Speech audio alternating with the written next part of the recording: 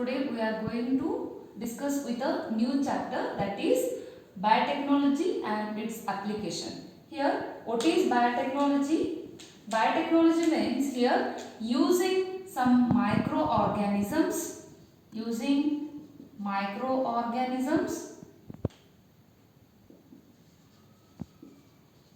plants or animals, even their enzymes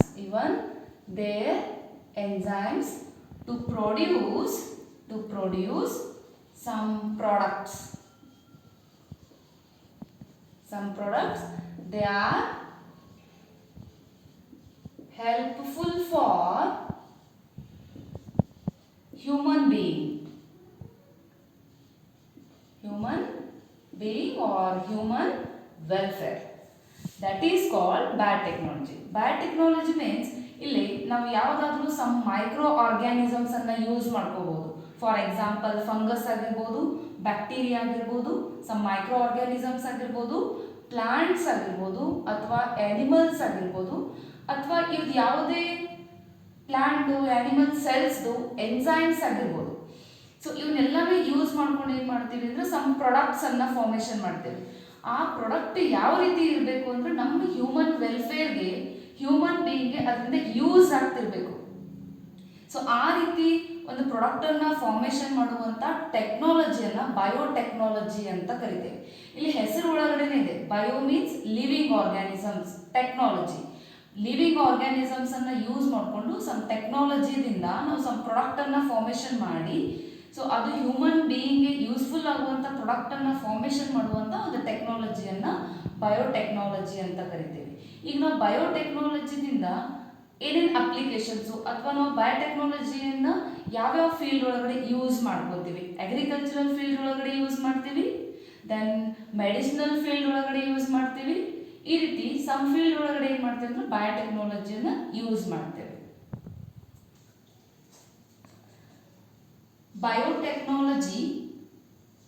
Biotechnology has some different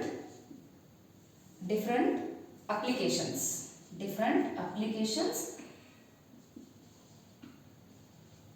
In some of these, the first one is therapeutic. Therapeutic means here treatment. Then second one, diagnosis.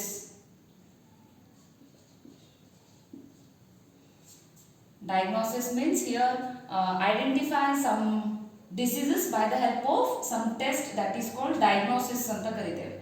ಈಗ some hospital ಒಳಗಡೆ ಥೆರಾಪೆಟಿಕ್ and diagnosis ಅಂತ ಬರ್ದಿರ್ತಾರೆ, means ಚಿಕಿತ್ಸೆ, ಶಸ್ತ್ರಚಿಕಿತ್ಸೆ ಅಂತ ಕರಿತೇವೆ. Then third one, processed food means some agricultural product, using some agricultural product and that can be formed in another product. For example, ಈಗ some agricultural product ಅನ್ನ use ಮಾಡಿಕೊಂಡು another form ಅನ್ನ formation ಮಾಡ್ತೇವೆ. Fruits ಅನ್ನ use ಮಾಡಿಕೊಂಡು jams ಆಗಿರ್ಬೋದು, ಅಥವಾ some grains ಅನ್ನ ಯೂಸ್ ಮಾಡಿಕೊಂಡು ಫ್ಲೋರ್ ಅನ್ನ ಫಾರ್ಮೇಷನ್ ಮಾಡಿರ್ಬೋದು, ಅಥವಾ ಬ್ರೆಡ್, ಬಿಸ್ಕೆಟ್, ಈ ರೀತಿ ಪ್ರೊಸೆಸ್ಡ್ ಫುಡ್ ಅನ್ನ ಫಾರ್ಮೇಷನ್ ಮಾಡಲಿಕ್ಕೆ ನಾವು ಬಯೋಟೆಕ್ನಾಲಜಿಯನ್ನು ಯೂಸ್ ಮಾಡ್ತೀವಿ. And the fourth application is ಬಯೋರೆಮಿಡಿಯೇಷನ್.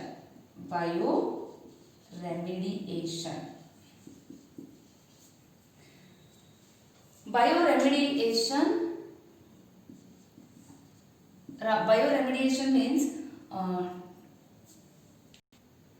using some microorganisms or some bacteria or even some living organisms. It can be used for treatment of removal of contamination or the pollutants. ಇಲ್ಲಿ some microorganisms ಅನ್ನು use ಮಾಡ್ಕೊಂಡು ಏನು ಮಾಡ್ತೀವಿ ಅಂದ್ರೆ some contamination ಆಗಿರ್ಬೋದು, ಅಥವಾ ಪಾಲ್ಯೂಟೆಂಟ್ಸ್ ಆಗಿರ್ಬೋದು, environment pollution ಆಗಿರ್ಬೋದು, ಅದನ್ನೆಲ್ಲನೂ ಕ್ಲೀನ್ ಮಾಡಲಿಕ್ಕೆ ನಾವು ಸಮ್ ಮೈಕ್ರೋ ಆರ್ಗ್ಯಾನಿಸಮ್ಸ್ ಅನ್ನು ಯೂಸ್ ಮಾಡ್ತೇವೆ. Some waste product, waste treatment, waste treatment ಅನ್ನ ಮಾಡಲಿಕ್ಕೆ, for example waste water treatment, sewage water treatment ಮಾಡಲಿಕ್ಕೆ ಬಯೋಟೆಕ್ನಾಲಜಿಯನ್ನು ಯೂಸ್ ಮಾಡ್ತೀವಿ. ದೆನ್ ಎಫ್ಲುಯೆಂಟ್ಸ್ ಅನ್ನ ಟ್ರೀಟ್ ಮಾಡಲಿಕ್ಕೆ ಬಯೋಟೆಕ್ನಾಲಜಿಯನ್ನು ಯೂಸ್ ಮಾಡ್ತೀವಿ.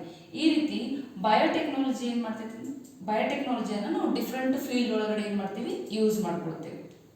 First one, biotechnological applications in agricultural field. Agricultural field ಒಳಗಡೆ ನಾವು ಯಾವ ರೀತಿ ಬಯೋಟೆಕ್ನಾಲಜಿಕಲ್ ಅಪ್ಲಿಕೇಶನ್ಸ್ ಬಯೋಟೆಕ್ನಾಲಜಿನ ಯೂಸ್ ಮಾಡ್ತೀವಿ. First one, agricultural based agrochemical.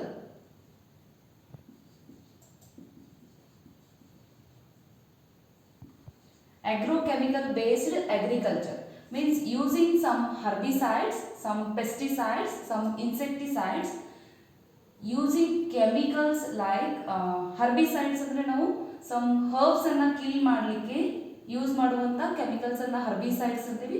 Some pests ಅನ್ನ ಕಿಲ್ ಮಾಡಲಿಕ್ಕೆ ಯೂಸ್ ಮಾಡುವಂತ ಕೆಮಿಕಲ್ಸ್ ಅನ್ನ ಪೆಸ್ಟಿಸೈಡ್ಸ್ ಅಂತ ಕರಿತೇವೆ.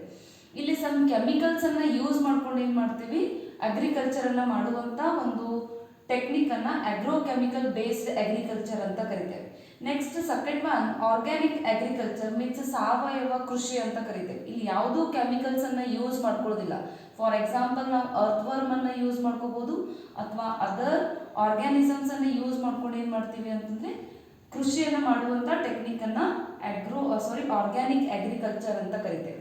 Next third one, genetically engineered crop based agriculture means ಇಲ್ಲಿ ನಾವು ಪ್ಲಾಂಟ್ಸ್ ಒಳಗಡೆ ಸಮ್ ಜೀನ್ಸ್ ಅನ್ನ ಇಂಟ್ರೊಡ್ಯೂಸ್ ಮಾಡ್ತೇವೆ. By the help of biotechnology ನಾವು ಹೈ ಈಲ್ಡ್ ಕೊಡುವಂತ ಜೀನ್ಸ್ ಆಗಿರ್ಬೋದು ಅಥವಾ ಟಾಲರೇಟ್ ಅಬಯಾಟಿಕ್ ಸ್ಟ್ರೆಸಸ್ ಅನ್ನ ಟಾಲರೇಟ್ ಮಾಡುವಂತ ಕೆಪಾಸಿಟಿಯನ್ನು ಕೊಡಲಿಕ್ಕೆ ಸಮ್ ಜೀನ್ಸ್ ಅನ್ನ ಏನ್ ಮಾಡ್ತೀವಿ, ಬಯೋಟೆಕ್ನಾಲಜಿಕಲ್ ಹೆಲ್ಪ್ ನಿಂದ ಪ್ಲಾಂಟ್ಸ್ ಒಳಗಡೆ ಇಂಟ್ರೊಡ್ಯೂಸ್ ಮಾಡಿರ್ತೇವೆ. ಸೊ ಅಂತ ಪ್ಲಾಂಟ್ಸ್ ಅನ್ನ ಜೆನೆಟಿಕಲಿ ಮಾಡಿಫೈಡ್ ಆರ್ಗ್ಯಾನಿಸಮ್ಸ್ ಅಂತ ಕರಿತೇವೆ. ಸೊ ಆ ರೀತಿ ಜೆನೆಟಿಕಲಿ ಇಂಜಿನಿಯರ್ಡ್ ಕ್ರಾಪ್ ಪ್ಲಾಂಟ್ಸ್ ಅನ್ನ ಏನ್ ಮಾಡ್ತೀವಿ, ಅಗ್ರಿಕಲ್ಚರಲ್ ಫೀಲ್ಡ್ ಒಳಗಡೆ ಯೂಸ್ ಮಾಡಿಕೊಂಡು ಮೋರ್ ಈಲ್ಡ್ ಅನ್ನ ಆಬ್ಟೈನ್ ಮಾಡ್ತೇವೆ. These are the some applications in agricultural field. The green revolution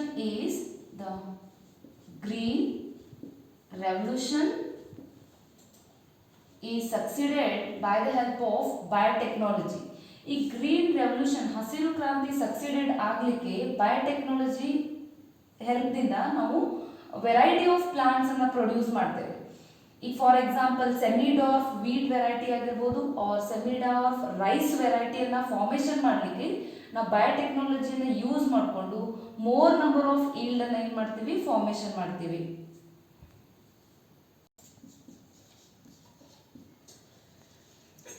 agriculture ಅಂತ ಹೇಳಿದೆ. Agrochemicals means some pesticides, some insecticides use ಮಾಡಿ ನಾವು ಅಗ್ರಿಕಲ್ಚರ್ ಅನ್ನ ಮಾಡ್ತೇವೆ.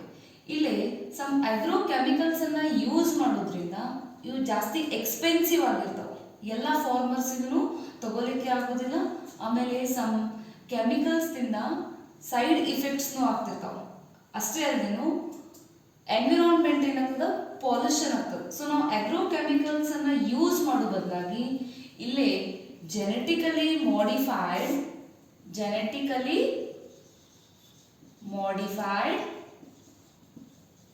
ಆರ್ಗ್ಯಾನಿಸಮ್ಸ್ GMOs ಅಂತ ಕರಿತೇವೆ.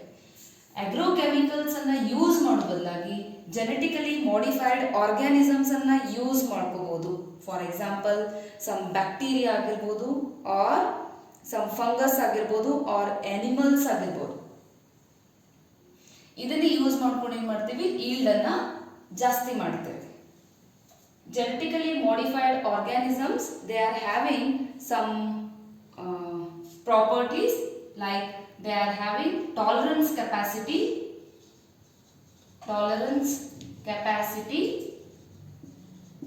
from abiotic stresses.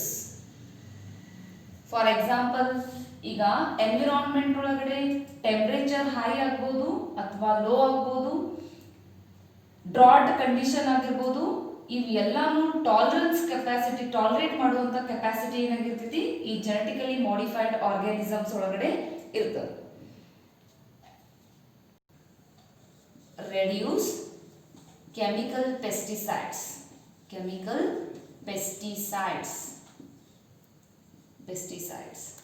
ಇಲ್ಲಿ ಈ ಜೆನೆಟಿಕಲಿ ಮಾಡಿಫೈಡ್ ಆರ್ಗ್ಯಾನಿಸಮ್ಸ್ ಒಳಗಡೆ ಇವೇನಾಗಿರ್ತಾವ ಅಂದ್ರೆ ಕೆಮಿಕಲ್ ಪೆಸ್ಟಿಸೈಡ್ಸ್ ಅನ್ನು ನಾವು ಇಲ್ಲಿ ಕಡಿಮೆ ಯೂಸ್ ಮಾಡಬಹುದು and they are modified or reduced post harvesting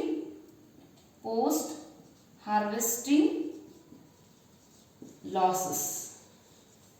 post harvesting losses ಏನಾಗ್ತದೆ ಇಲ್ಲಿ ಕಡಿಮೆ ಆಗಿರ್ತದೆ. ಮೀನ್ಸ್ ಈಗೇನು ರಾಶಿ ಮಾಡ್ಬೇಕಂತ ಇರೋ ಟೈಮ್ ಒಳಗಡೆ ಅಲ್ಲಿ ಬೆಳೆ ನಾಶ ಆಗ್ತಿರ್ತದೆ. ಸೊ ಅಲ್ಲಿನೂ ಏನಾಗಿರ್ತದ ಪ್ಲಾಂಟ್ಸ್ ಒಳಗಡೆ ಟಾಲರೆನ್ಸ್ ಕೆಪಾಸಿಟಿ ಇರ್ತದೆ. They are having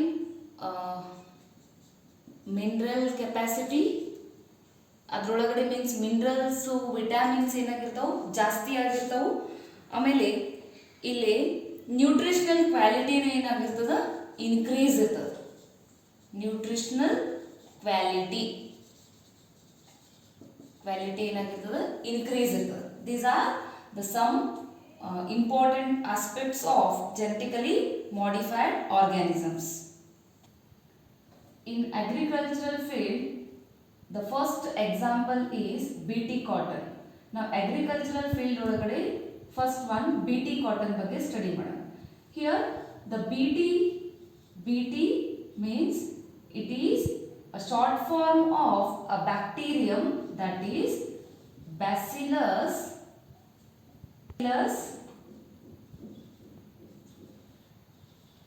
thuringiensis. Bacillus thuringiensis, it is the bacterium and it is shortcutly known as BT.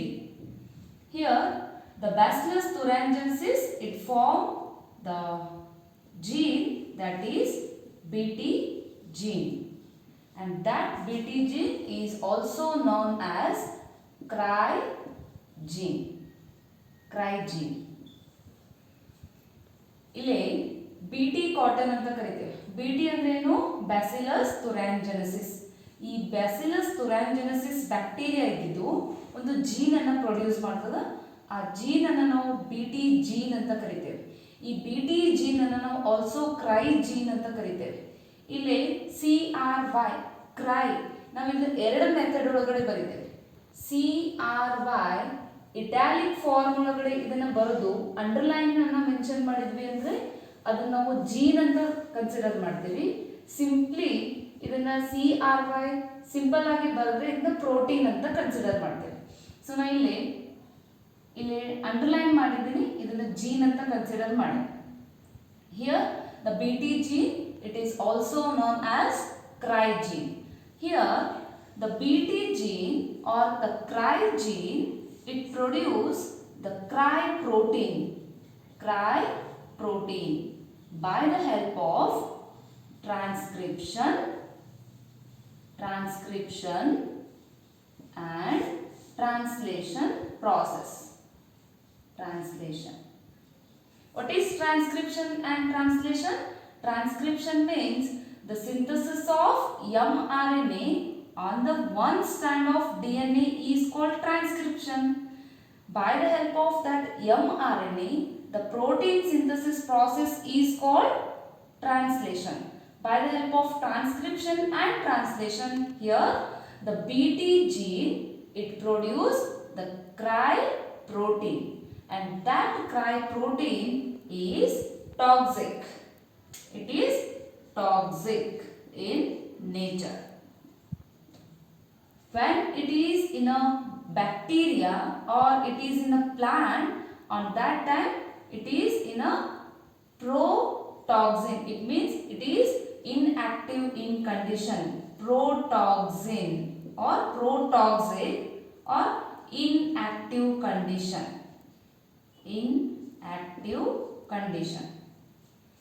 Then here the BT genes, they are introduced in a plants.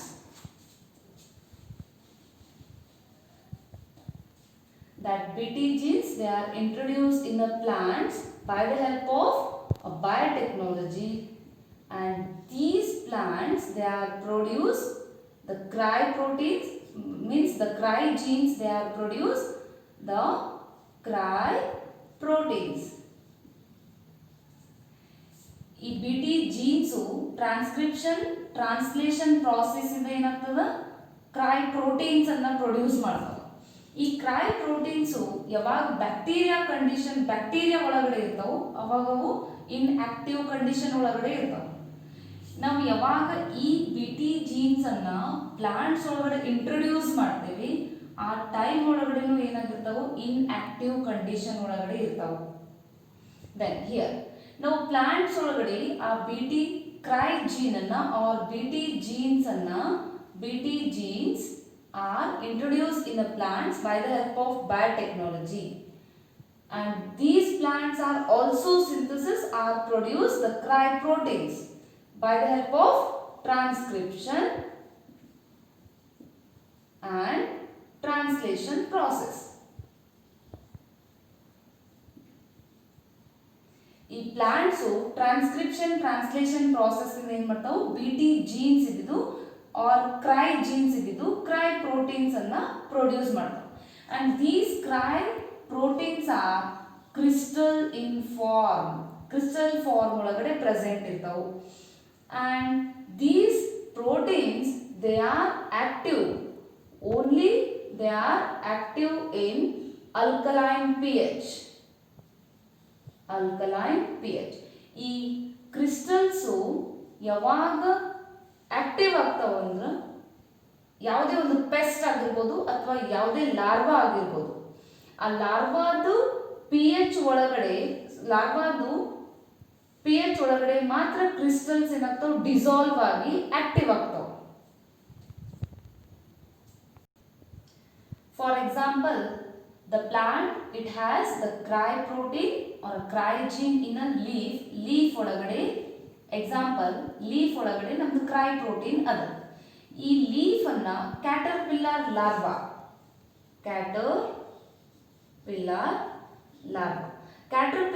Larva ಇದ್ದಿದ್ದು ಈ leaf ಅನ್ನ consume ಮಾಡಿದಾಗ ಈ ಲಾರ್ವಾದ pH ಒಳಗಡೆ, alkaline pH ಒಳಗಡೆ ಈ crystals ಏನಾಗ್ತಾವ ಅಂದ್ರೆ dissolve ಆಗ್ತಾವ.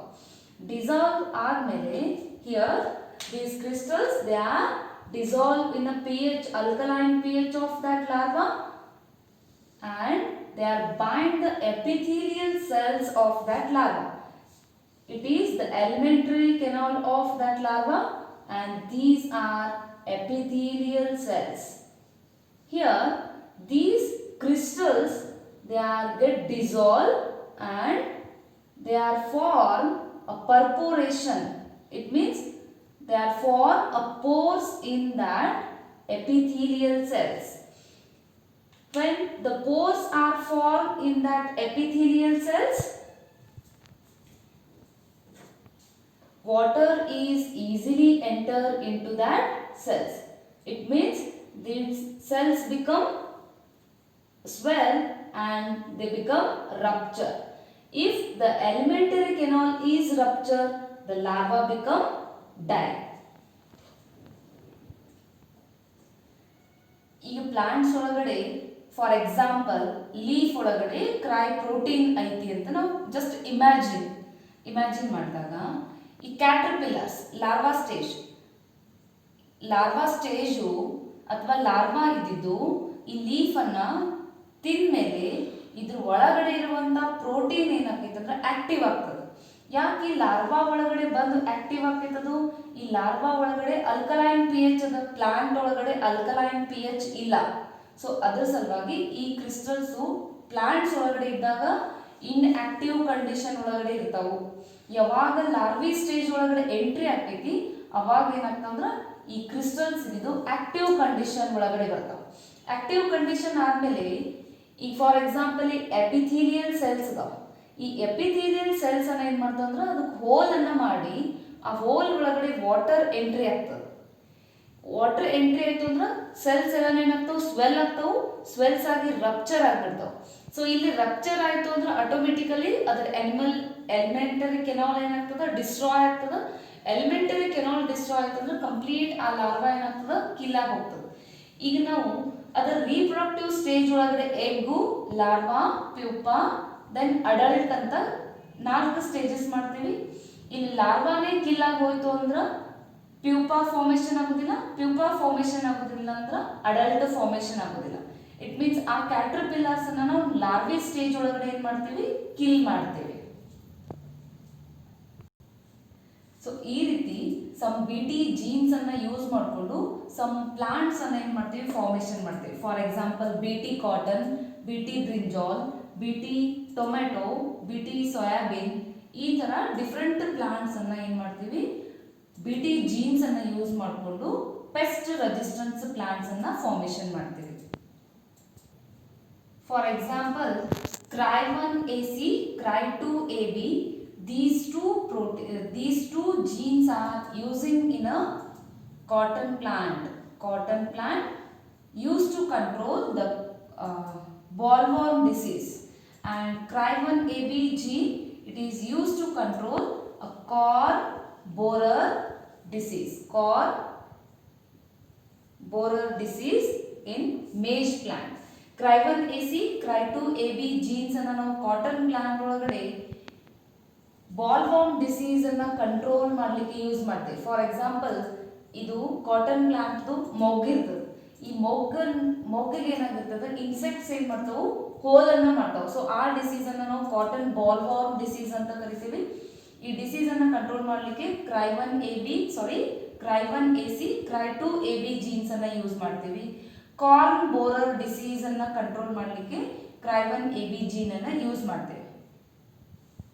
ಸೊ ಈ ರೀತಿ ಸಮ್ ಸ್ಪೆಸಿಫಿಕ್ ಜೀನ್ಸ್ ಅನ್ನ ಯೂಸ್ ಮಾಡಿಕೊಂಡು ಸಮ್ ಸ್ಪೆಸಿಫಿಕ್ ಪ್ಲಾಂಟ್ಸ್ ಒಳಗಡೆ ಪೆಸ್ಟ್ ರೆಸಿಸ್ಟೆನ್ಸ್ ಪ್ಲಾಂಟ್ಸ್ ಅನ್ನ ಫಾರ್ಮೇಷನ್ ಮಾಡ್ತೀವಿ. This is about today's class. Thank you.